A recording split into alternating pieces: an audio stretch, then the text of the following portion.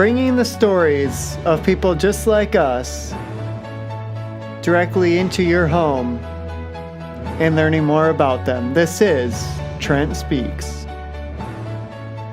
Fresh off the week that we had the Trent Speaks live podcast, that was a lot of fun last week. Thanks for those that tuned in and everything. I really appreciated it.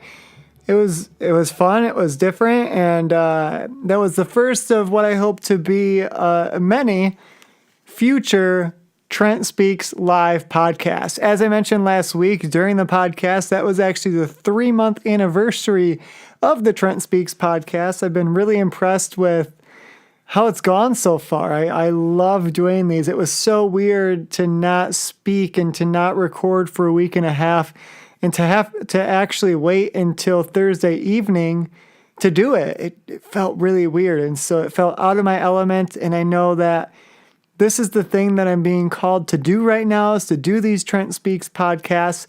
And whether motivational speaking becomes a big success or a big flop, this is something that I hope to carry out for years to come, sharing other people's stories. This week, my guest spared no expense. This week's guest was Brandon Frazo, a person I formerly worked with at Northern Michigan University as a resident advisor, and now a good friend of mine. We started the conversation about talking about baseball. I know that baseball is something Brandon is very passionate about, so I asked him how did he start to get into baseball and where did his love for the sport come from? So it mostly started with my dad. Kind of growing up, I think I was brought into just kind of a competitive family, sports-loving family. My whole dad's side really likes just about any kind of sport having to do with Detroit, including the Lions, even though I'm not a Lions fan. But I think that just kind of playing it with my dad growing up, I didn't really have a huge support from my mom's side of the family. They're not really as athletic. Like my brother, sister, stepdad, none of them played or really were big into sports. But anytime I get a chance to get together with my dad, it would be baseball in some way, shape, or form. Whether it be playing it, going to batting cages, he bought me my first bat, shared me tips on throwing a knuckleball when I learned to kind of pitch and things like that. So yeah, he would even come up to sport games and things like that. If we weren't outside playing, maybe it was a snowy day or cold day or something like that, we probably would be playing baseball on video games and whatnot. So my love for it just came from having, I think, that bonding experience with my dad. We would go to a lot of Tigers games right around the time when they were actually pretty bad at Comerica Park. And that was something that we did just about every summer, every year. It was pretty much a tradition to be able to go to that. And then we also collected baseball cards together. So I kind of have had it from all the different aspects of playing it in person, in different capacities, playing it even through video games and that kind of realm. And then I've also had it through just being able to experience it through collecting and being able to have some of my favorite cards. I have tons of baseball cards actually in storage right now and everything. And I'm excited to hopefully, if I have children someday, be able to share that experience with them as well. So, yeah. I have more baseball questions, but okay. I wanted to kind of touch on something that you had mentioned and what you just said. You said you're not a Lions fan. What these people don't know is that you were born and raised in the UP. Yep. Does that lend to you being a Packers fan then? And if so, why the Packers explain that, the Wisconsin versus Michigan, even though you live in Michigan. Sure. So the funny thing is, I'm a fan of just about all things Detroit, like you said, that being the Red Wings, the Pistons, the Tigers. I even like the Spartans, which I know you're a Michigan fan, but the Spartans, Michigan State was always kind of my dream school. But a funny story with that is, so when I was growing up, living with my mom and everything like that, I had the opportunity to have, like, her work had a daycare. And so they actually thought it would be funny because my family was Lions fans to turn me into a Packers fan. So they actually bought me my first Brett Favre shirt. And I ended up even being, I think, Brett Favre for Halloween Halloween one of the years, and had the helmet and everything like that. But I mean, it is more convenient. I would say, being from the Upper Peninsula, being born and raised there. I actually wasn't born there. I was born outstate, but since like first grade, kindergarten, I was in the Upper Peninsula. It's like I don't know, from where I was from in Gladstone, which isn't far from Marquette, where we went to Northern. It's maybe like a 2-hour drive, 2.5-hour drive to Lambeau Field. Whereas to get down to Ford Field, probably more like 7 or 8. And I think that also had to do with, obviously, my dad really only got to see me, or I only got to see my dad around breaks. So I wasn't really there for football season. I wasn't really visiting my dad for football season, but I was always there for baseball season and everything like that. So yeah, I think more so I didn't really get the opportunity to even go to any kind of NFL football game until Sarah actually invited me for a preseason game a couple years ago, actually, when I was in Minnesota, I think, at the time. But yeah, it's just more convenient. There's a lot more people that are Packers fans in the Upper Peninsula, I think, based on that proximity factor. But at the same time, too, I would say that the Packers are a pretty well-known team. They've won a lot of games for many, many years. And so I think it's just something that, like, everybody pretty much in the UP is Packers fans. Just because, like I said, it's close, it's easy to get to games. They won a lot of games. They had Brett Favre, which anybody of kind of our age probably grew up watching him and everything like that. So, yeah, it ended up being that. But like I said, it's kind of interesting because my mom was pretty upset that they kind of played that prank on her because I don't know what they really expected, like what their end game was at that daycare. But they definitely made me a pretty hardcore Packers fan. I am also a Colts fan, so that had to do with kind of a school project growing up. How did the Colts come into play? So that, I believe it was 4th grade, if I remember correctly. Our teacher for that class, it was actually a female teacher, but she was big Minnesota Vikings fan, like big into football. And so one of the kind of creative ways that she helped us learn things like math and statistics and things like that at that young age was she had us follow a given sports team, and it was obviously football since that was her passion. And so I actually originally pulled the Dallas Cowboys. It would have been pretty much a sin to like the Dallas Cowboys as a Packers fan. The only two teams really I knew I didn't want to have would be the Cowboys and the Lions, of course. And so I traded actually the Cowboys for the Colts. And what we had to do as part of the project is send a letter to their management or whatever, just explaining that we were doing a school project. And it would be really cool if they could send us some sort of memorabilia. I mean, it could be as small as a keychain or a letter back, something like that. And they sent me what I think became probably the biggest package that year. Like, it was an entire, big manila envelope. And it had poster. It actually had a signed poster of Peyton Manning. It had keychains, pens, pencils, their team roster. It had a letter, just a whole bunch of stuff. And although they were pretty bad that year, because that was actually one of the years that Peyton Manning was a rookie, I felt like took so much time, and they wrote me this really nice letter. So I actually still have that entire package, including the packaging itself. Oh, wow. Yeah, I kept it all because I thought that was just kind of a neat thing, and so did my mom, or so did my family. So, I've kept it kind of all along. And I thought that was really cool that was their level of kind of service. And I kind of said in the letter, it's not necessarily that I'm a big fan, it's a school project, but they wanted to turn me into a fan, which I thought was pretty cool. So I've actually been a fan of them ever since. It was pretty nice for many years having my two team quarterbacks be Peyton Manning and Brett Favre. Many wins. There's quite a few years where, I'd say, hey, my teams combined are 16-0 right now. So, yeah. Brandon, heading back to the baseball diamond, I know that you were pivotal in starting the club baseball team at Northern Michigan University. How did that all come to fruition? So that's actually a pretty interesting story, too, that not a lot of people really know how the groundwork of that started. But it actually started with me being on orientation staff. And I was on orientation staff, and I saw in our activities there, I want to say it was my year 2 in orientation, because I went through the entire year 1.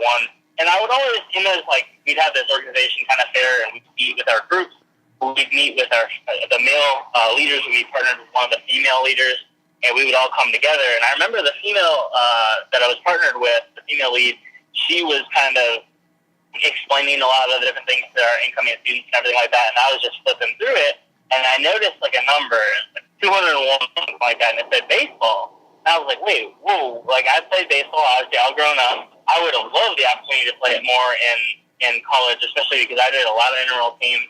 I think actually I'm maybe a 16-time intramural captain at Northern, 16 different times that I captained a team, and obviously I participated in many as being an RA and things like that as well. But I just saw it, and so I immediately, like, I'm talking that night, like, I think I got a shower break. You got shower breaks after, like, the dance and everything like that. And I, like, emailed the guy or the contact that was listed for that. Long story short, we ultimately had to impeach him from the position. That's the kind of interesting story that not a whole lot of people know. There was almost drama in starting the team. But he actually kind of did help originally facilitate kind of the teams. I was named one of the team captains pretty early into the experience, which I thought was kind of strange because I didn't even have to try out. I think I might have even been at like RA training or something like that, but he's just like, yeah, you're one of the team captains. And I'm like, oh, okay, well, that's cool.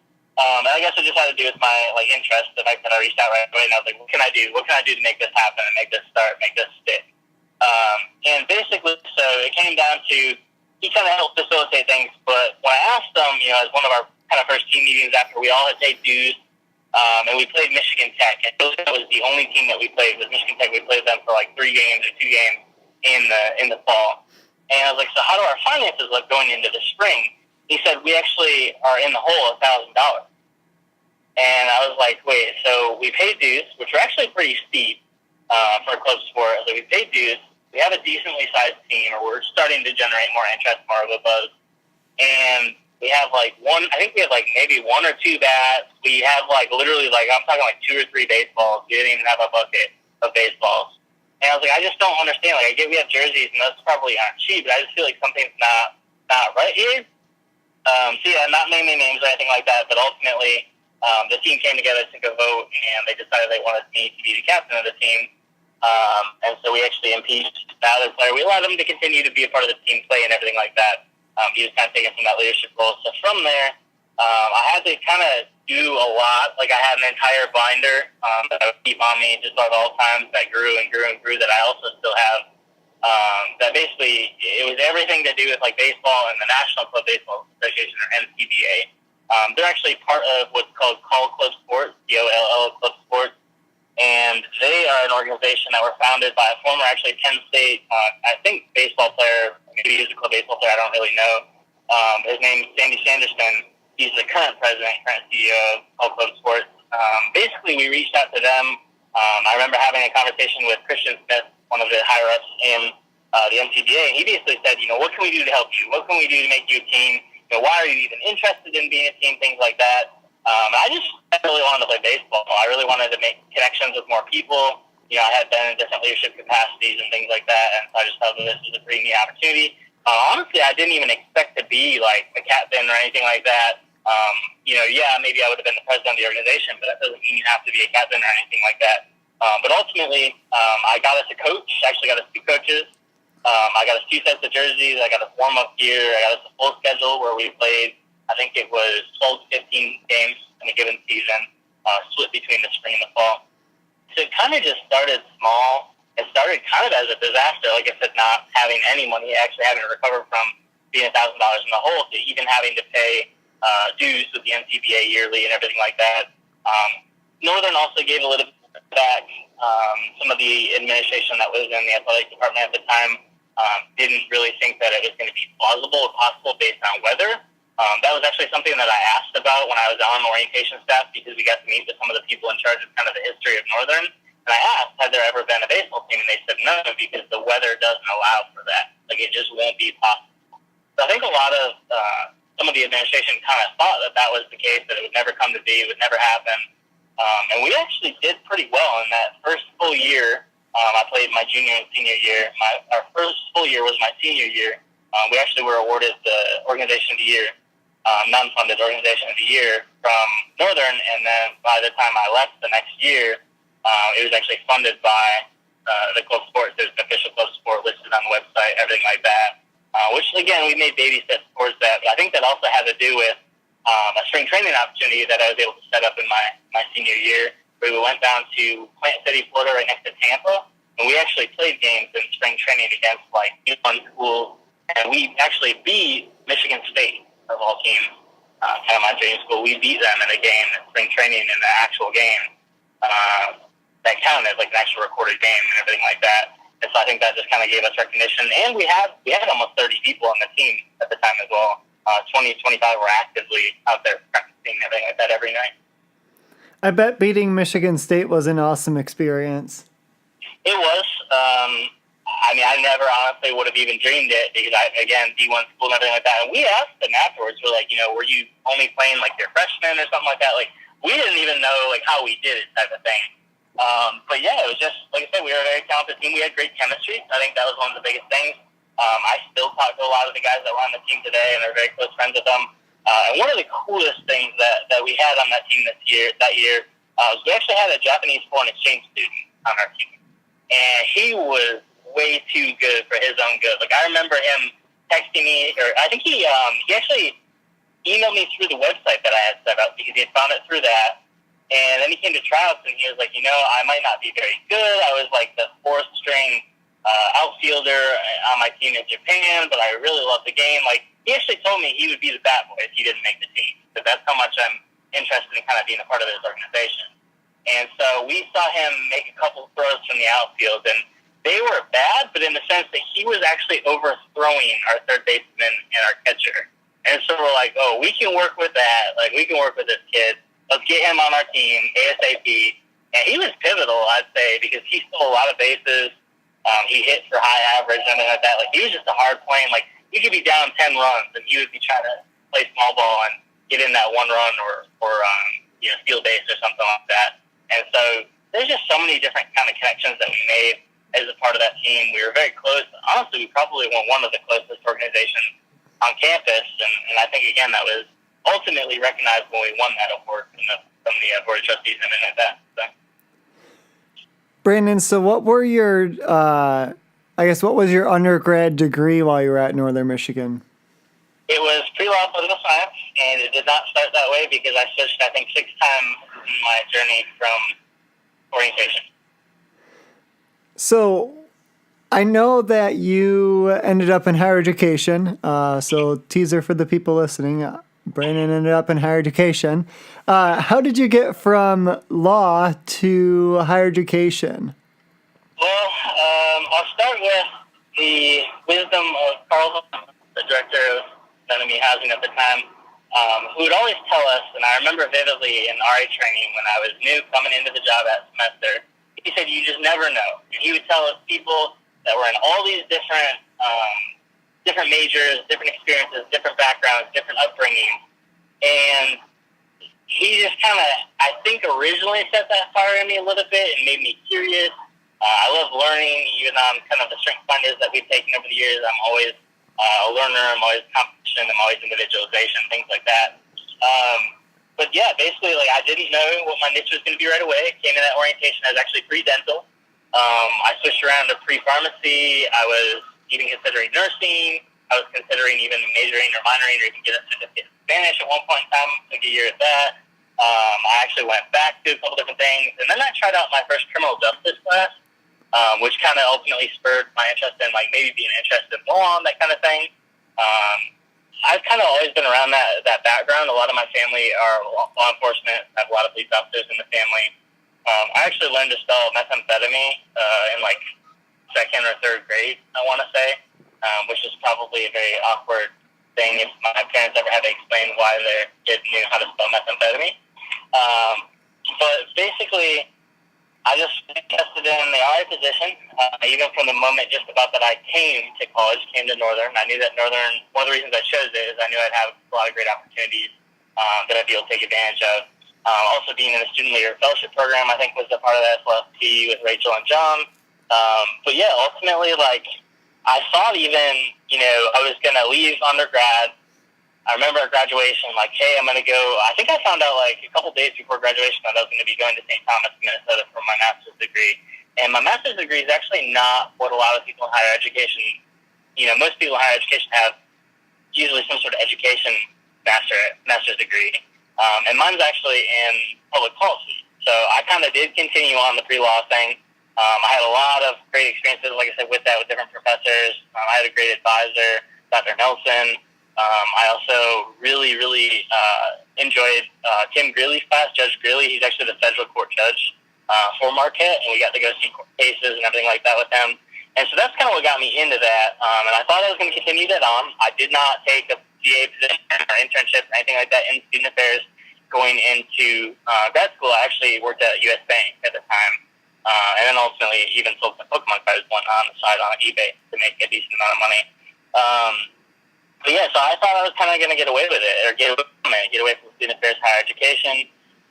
Kind of comes time to graduation. I just had my internship out in Washington, D.C., where I worked with, ironically, the Department of Education was one of the ones that I worked with in interviewing and kind of getting to know them, as well as the Department of Justice. And I think that kind of, again, started to bring that interest in me again, or sparking that back up. I did do my master's thesis in mental health, but I did it specifically in college students and whatnot, college freshmen, kind of examining some trends like how video games affect them and their cognitive ability, and if they get more violent, things like that. So I feel like it kind of was always there, kind of always underlying, even in what I was doing, and even trying to get away or trying to escape it, thinking that wasn't my calling. And so ultimately, I decided to go to OPE probably 2 months, month or two after I graduated. That was my master's since I graduated that semester. And yeah, basically I went there, had a lot of different interviews, a lot of different schools, and I knew that that's what I was going to want to do for the next couple of years again. And ultimately it worked out. I ended up at East Carolina University for a couple of years. And I'm still, not sure necessarily if that's specifically my calling. There's kind of a question mark in my future ahead. I know you've talked about, you're wanting to be a motivational speaker and kind of being your ultimate end goal, even though you're in higher education. Mine right now, I'm not totally sure about. I do feel like I've done a lot of good things in higher education. I've worked hard in it, and I've kind of brought a lot of different skills to the table. And so I feel like I'm good at what I do, good at my job. But like I said, I just don't know if that's what I want to do for the rest of my life. If I could have, I think, kind of growing up and everything like that, after realizing I don't want to be a doctor, I'm not going to be a professional baseball player, anything like that. My dream goal was actually kind of always to mix those policy or politics and that kind of thing with education. And if I could have like a dream job of any sort, I probably would be something like a superintendent of an area like high school or something like that. And so I think just I've always had a passion for learning education. I actually was pretty close with President Wong when he was the president at Northern. I think that also had to do with the fact that he was a big baseball fan, but I had also talked to him at a couple different SLP opportunities and things like that. And I actually stayed in touch with him. I still have him on LinkedIn. Just like I also have someone on that I interned with when I was in DC that works with the Department of Education. That I think is currently a university president as well. And so I've always kind of like slipped back into that interest of education and everything like that. Getting my master's degree and kind of learning everything that I did in Minnesota. And so, yeah, like I said, my future is a little unknown. I might be interested in being a writer, writing a book, things like that, having to do kind of my life and experiences and different things I've overcome and things like that. But we'll see. Like I said, I'm pretty open-minded with what the future might hold, but it very well might be even something in like an orientation or something like that, because I know that's a very specific kind of division within like a student affairs or higher education setting. But I loved being an orientation assistant. And I actually got the pleasure and opportunity of working as one of the orientation coordinators with ECU, so with the D1 school this past summer. And like I said, that was just an absolute blast, like kind of a life-changing experience.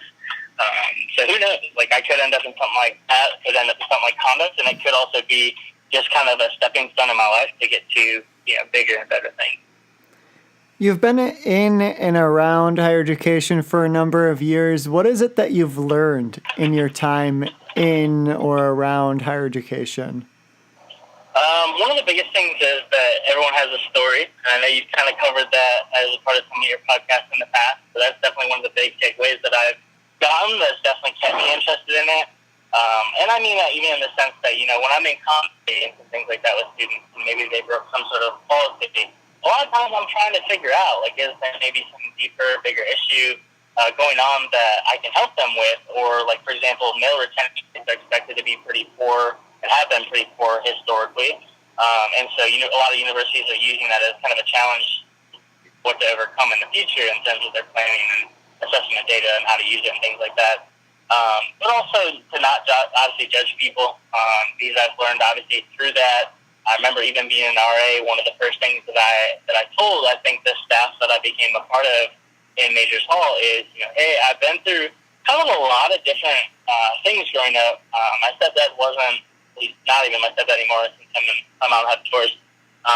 But he wasn't exactly the nicest guy to me. I'd even go so far as to say he kind of mentally abused me a lot, would challenge me in a lot of ways that probably were negative to my health and mental health and everything like that as well. And then my dad passed away at a pretty young age. I was actually only 16 when he did pass away. It's also relating to one of the podcasts you've had, and I can relate to that speaker as well. But I just think in general, like, there's just so much going on at the university, so many opportunities to take advantage of, and there's really so many opportunities to help people. And that's, I think, the biggest thing that I enjoy about higher education in the field is I really like helping people, being able to relate to people, and even kind of being able to find, like, the quietest person in a room or quietest person at an orientation session, or even the loudest one, the loudest, most angry parent or something like that, and just kind of sit them down and get to know them a little bit more, and kind of figure out, why are you interested in East Carolina? Is East Carolina the first, or your first choice? Or obviously when I was back at Northern or University of St. Thomas, same thing as at those places. But just trying to understand kind of how people work and what we can do to kind of help, help better our fellow men and women, and give them kind of the best experience and opportunity that they can. Because college is, as much as I feel like it's maybe more expected of our generation, people are just kind of expected to go to college or obviously go learn a trade or something like that. That doesn't mean necessarily a lot of times that they're ready. And so just being able to kind of, like, again, take it slow by that, or even, when I supervise RAs, like that, being able to kind of figure out their motivations and why they're there, or ultimately, what interests them in the position, what do they want to get out of the position, or what leadership skills or skills in general do they want to kind of learn from it. So I just think it's really just a big opportunity to grow, and learn and develop your skills, even if that is at the leadership level or a supervisory capacity, and learn from mistakes too. Learn from things that maybe or even a program that you don't do well, or maybe a conversation with a parent or whatever, or learning different things about diversity that you never knew about based on different levels of diversity, and even learning about religious diversity or social, even people that have different financial need and whatnot, have different levels of diversity and different experiences and different challenges on a day-to-day or international, same kind of thing. So even taking some of those talent meetings and opportunities and making the most of them, trying to say, well, hey, are you involved in anything on campus? Why or why not, or what are you interested in, or whatever. And so, yeah, just making an impact and kind of, like I said, learning and being able to help change people's lives. Brandon, so we work together as resident assistants in the halls and everything at Northern. During that fall training, I remember us all working together in a TV room once, and on more than one occasion, you kind of would come back the next day and be like, I blacked out, like I just don't remember what happened yesterday, or I don't remember these little bits and pieces. I don't know how far after that you ended up getting diagnosed, but I know you ended up getting diagnosed with diabetes, and that's something that you've been very open about, and that you talk a lot about, and you've educated a lot with me about it. The other day we had a 3-hour phone conversation where we were just catching up and everything, and we talked a lot about your diabetes and the education piece of it and everything. So Spark Notes version here, because we don't have 3 hours. But can you kind of talk to me about your journey with diabetes and how that's affected your life? Yeah, so you're right in connecting those dots, because I don't know if I've ever shared or connected those with you, but those were strange symptoms back when I felt like I left out, and I actually ended up, I think, in the hospital for one of those trainings, or part of one of those trainings, where I had to kind of talk to our supervisor and be like, hey, there's something wrong. I don't know what's going on. And they honestly didn't either figure it out, or at least maybe my symptoms weren't kind of in full force or anything like that. I had actually had a previous memory loss incident, but they attributed it actually at the time to a flu shot. They said that I had a reaction and parts of my memory were going to be impacted, but that if I took a powerful steroid known prednisone, that everything would be fine, which I've now known and read that actually has some pretty serious side effects, including mental health-wise. But yeah, I think I would attribute it all to beginning early stages of diabetes.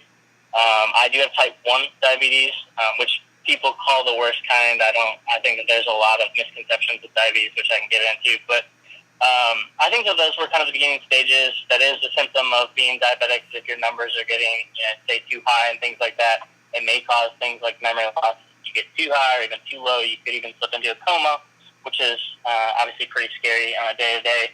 But that's even why, just even those facts alone that I just said, are why I'm kind of so open about it. I wasn't at first, and I feel like a lot of diabetics aren't very open about it because they just maybe they don't accept it within themselves. So anyways, I had a lot of type 2 diabetes in the family. My dad had it. It wasn't one of the reasons that he passed away. He actually had heart issues as well, but my dad had it, and then both of his parents had it. My grandma has passed away since as well, but my grandfather's still alive.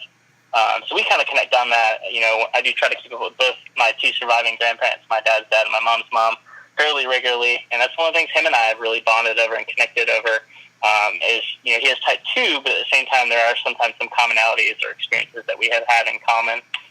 Checking in with our A1Cs, which is kind of our 90-day measure, 3-month measure of how well we're doing in keeping our blood sugars and things like that. But I was actually in Minnesota when I was diagnosed. I believe I was 22, I want to say at the time. I had just started working at U.S. Bank at the time, and I remember feeling some very strange symptoms. I was kind of really tired all the time. I was feeling really sick every morning that I woke up, just kind of sick to my stomach, not really understanding why.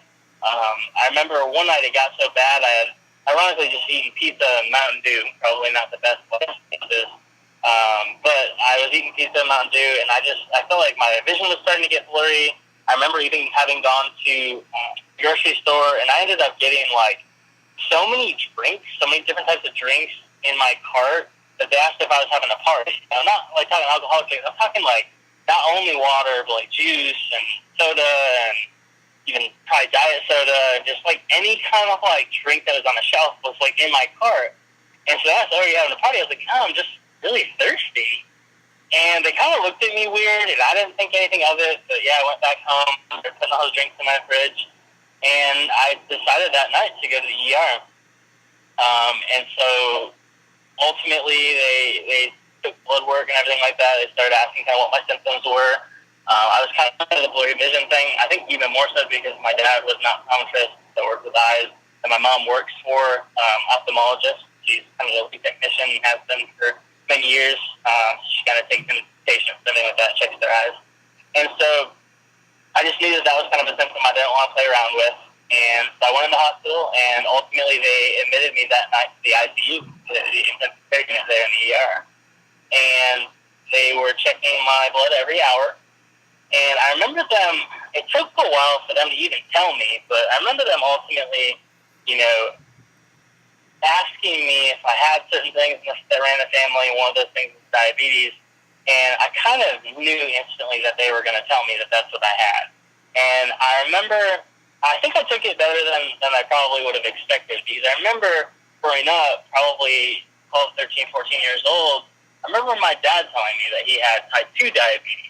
And that led to me, honestly, just shutting down and breaking down in that store. I wasn't trying to cry in front of everybody, but I would not anything he asked me, "Hey, you want to get some whatever chips or pizza or whatever?" I'd be like, "No, I don't want it. No, I don't want it." I was kind of being a little rude, but I just in my head, the misconception that I had at the time of diabetes, being a decently serious medical condition, is, "Oh my gosh, he's gonna die." I don't know when or I don't know when or why or how, really the whole details of it, but I just know he's going to die or die earlier than a normal person. And so when I was diagnosed, I took it okay. I think I was a little out of it, a little dazed. I was very dehydrated. They were pumping me full of fluids. I got dehydrated and everything to the point where actually they couldn't even get blood to like come out of me when they were trying to draw me every hour. And obviously they had just some insulin as well, an insulin drip to be able to kind of stabilize that. And that's one of the reasons I was in the ICU. They had to check on me like very, very often. And so, yeah, ultimately I was diagnosed with type 1 diabetes. It's been a challenge in a lot of ways, and also a learning, growing experience. I mean, I wouldn't, as strange as it might sound, like, I wouldn't necessarily, like, change that I'm a diabetic, and that's probably just because I'm used to it and everything like that by this point. But it has taught me a lot. It's allowed me to grow. It's allowed me to adapt a more healthy lifestyle. But there are challenges, like I said, that come with it. I remember when I was diagnosed, they told me that I should not be working out, which I love to do, being, former college baseball player and doing all those intramurals and everything like that, and that being a way that I connected and bonded with a lot of people. But I just remember them telling me, like, yeah, you probably shouldn't, and I just was blown away. I was like, are you serious? Like 36, like that's like a long time. And then actually it ended up even longer than that, because a little bit into, I was originally on what's called needle therapy, where you're sticking yourself with needles, usually one at night, or kind of a slow-acting insulin that would last you throughout the day, 24 hours. And then I would have to do it every time I meal. And I was definitely afraid of needles. That was one of the main challenges I had to overcome. Thankfully, the person that I was in a relationship at the time, my partner, was very supportive of that, and even probably in some ways challenged me, which I needed, I think, in some of those moments where I didn't even want to go to sleep because I was too afraid to essentially stick myself with a needle. But yeah, ultimately, like, I learned and grew from it. Even today, I've even gone to diabetic conferences to kind of learn from other diabetics and things like that. And I kind of, being as competitive as I am and grew up to be, and a little bit of a perfectionist, I like to keep my numbers like as tightly controlled as possible. My A1C is absolutely low as possible. I remember for many months, they were like legit asking me, how are you keeping your numbers like this? It doesn't even make sense that a type 1 diabetic's numbers are as controlled as yours are. And then obviously when I went to the pump, they were even better. This was the second form of therapy that I've come to, is a pump therapy where I have an insulin pump on me at all times, and that kind of is controlled by a little PDM that I have usually in my back pocket or in one of my pockets. And those two have to be close, obviously, to work within each other. But when I had that, they also told me again that you couldn't work out for 3 to 6 months. And the reason behind that is because they don't know what that's going to do to your blood sugars. And probably being a new diabetic, neither do you. You're not as good at sensing kind of where you're at. You might have more low blood sugars, which are dangerous, than you're used to. Like, you just don't know what that feels like. I was ultimately explaining that the feeling of it is like being very intoxicated or very drunk, because you're very shaky, you can't really even move or think or talk straight. You have slurred speech and things like that as well. So yeah, that was just the challenge that I had to overcome. I had to check, especially at nighttime. They'd even have me waking up in the middle of the night to make sure that I checked at first, obviously, to understand that. It was kind of a dark time for me in a lot of ways, because I just didn't know how to handle that, and I didn't even have my dad still alive at that time to kind of coach me through what it would be like, or have kind of that support person that would be close to me like that. So I am glad that I developed that with his dad, my grandfather as well, that's still alive and well. But yeah, it's challenging. I mean, it made me change what I eat, and I really do, I try not to think about it too often, and that can be a good and a bad thing, but in a lot of ways it has controlled kind of everything that I do on a day-to-day basis. I mean, if I'm going to travel, take a trip somewhere or whatever, I have to ultimately plan accordingly with making sure that maybe I have a fresh pump on. And I've actually done to the point where I put a fresh insulin pump on, and because it wasn't stuck on perfectly well, the car ride actually pulled one off, and then I had to emergency go back home and put a new one on, all that. So it's a little bit time consuming, but you kind of have to learn. You have to learn what works for you. Every diabetic's different. Every type 1 is different from every other type 1. Type 1 is different from type 2, vice versa. So you just have to kind of learn your limits. It had caused me to even gain some weight, not being able to work out and things like that, or at least consistently, or understanding what that was doing. And then a lot of times too, like I took it 2 different ways, where whenever I'd have like a low blood sugar, I would just eat and eat. And it's funny because like even if you just ate, if you're a type 1 diabetic and you have a low enough blood sugar, your body will like tell you need to eat like a ton of food right now. And it's kind of interesting because at first, like literally, you eat like like a rabid animal. Like you're just eating, you can't stop. Like it's your body trying to get in enough sugar, but like the sugar is not going to impact you usually right away. It might take 10 or 15 minutes to really kick in, and then you're usually too high of a blood sugar at that point because you ate too much. So you have to kind of figure out that balance. You have to figure out some of those scary moments.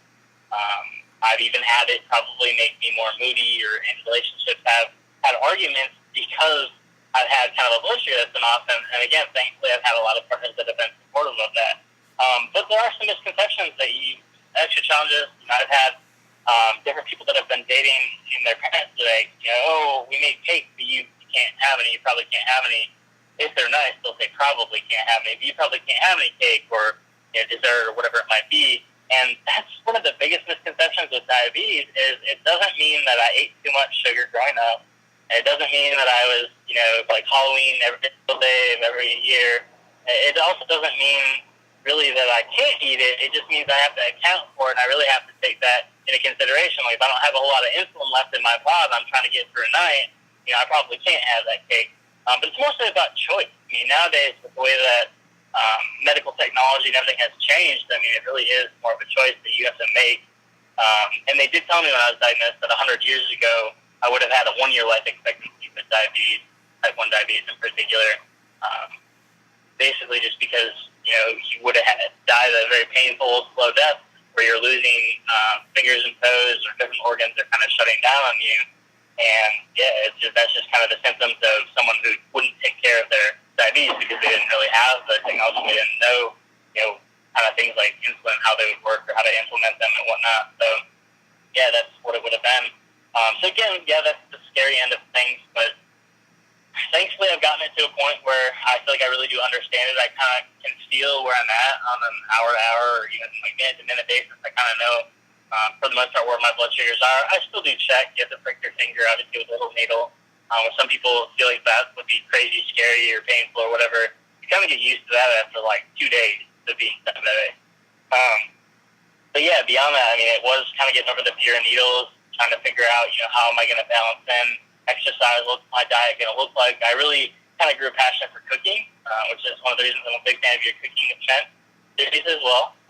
But I just kind of had to learn to adapt and try and do new things and just kind of be open-minded. And it might impact sleeping, or even as I've been a hall coordinator and everything like that, it might impact like I might be on a duty call or whatever, and maybe I just got out of the shower and I didn't get a chance to put a new pod on, or whatever the case may be, a pod might fail. I've had that happen a couple times over the years as well, where my entire PDM has failed and you have to kind of contact the company, and it's scary at those moments as well because you have to then typically go back to insulin needle therapy, and I haven't maybe done that for 2 years or something like that. So it's been about 4 years that I've been diabetic type 1. And like I said, I just kind of take it day by day because it can be something that can potentially shorten my life or cause me a lot of problems, whether that be with different organs or fingers and toes or eyesight as well, more susceptible to things like stroke and heart attacks and things like that. So they actually have me additionally on low-level statin, low-level high blood pressure medication, things like that, even though I don't have those symptoms yet. They're trying to just be proactive and everything like that.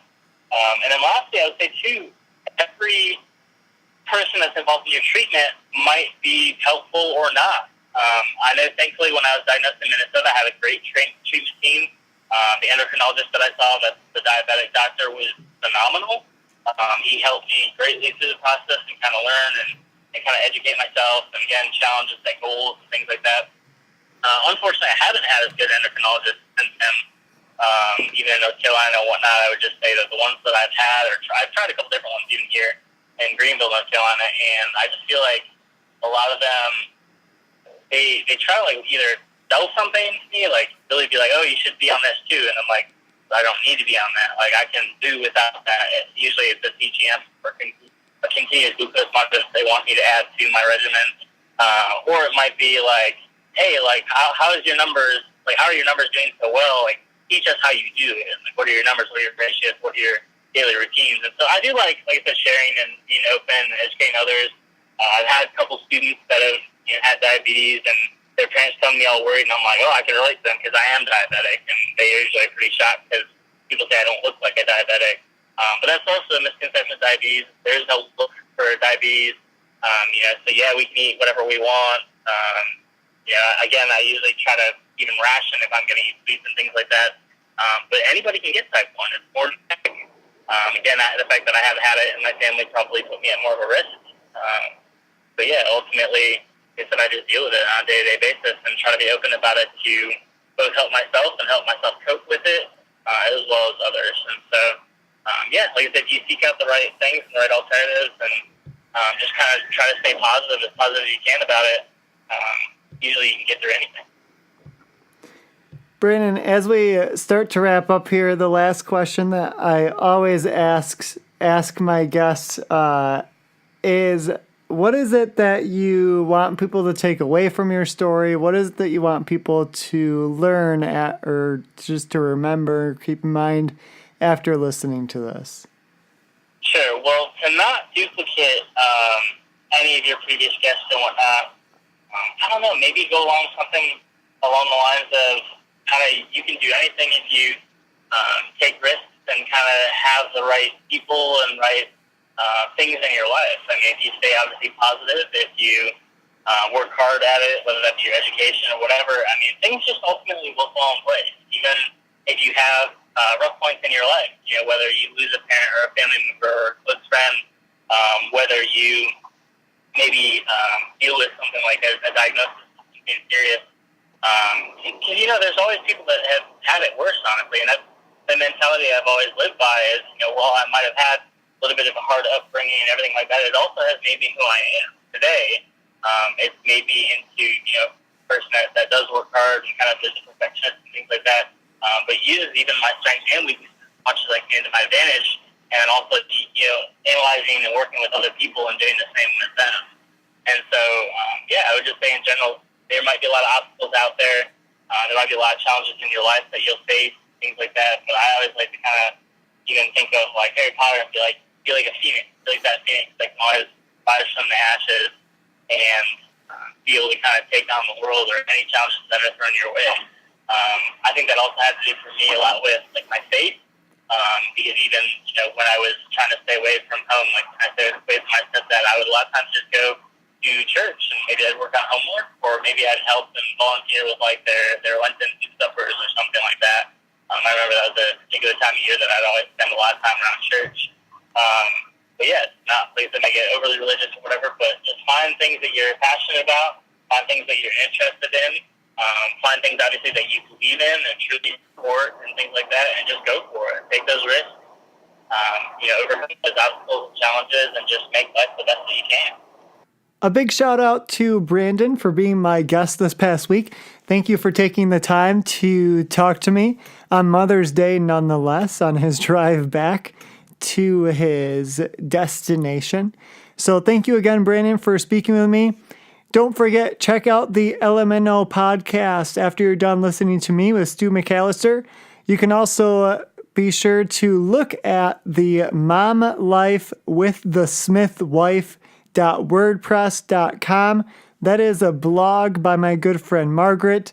So make sure that you check out that for her latest post. Again, that's Mom Life with the smithwife.wordpress.com.